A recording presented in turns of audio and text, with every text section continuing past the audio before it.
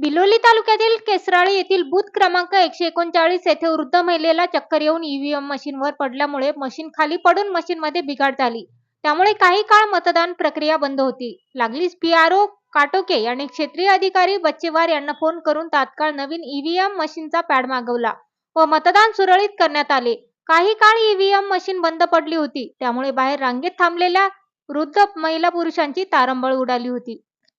Booth क्रमांक 139 मध्ये थोड्या वेळापूर्वी एका महिलाला चक्कर आल्यामुळे ती खाली पडली असताना व्हीव्हीपॅड हा खाली पडल्यामुळे थोडा त्याचा रिप्लेसमेंट करावा लागला आणि त्याच्यामुळे या ठिकाणच्या मतदानावर थोडा अर्धा तासाचा तहकूब झाला.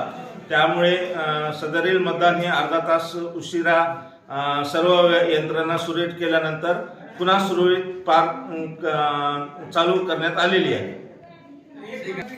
आणि बूथ क्रमांक 139 मशीन बंद पडण्याच्या पूर्वी पुरुष 142 आणि महिला 132 असे एकूण 274 ही झालेली मतदान संख्या होती.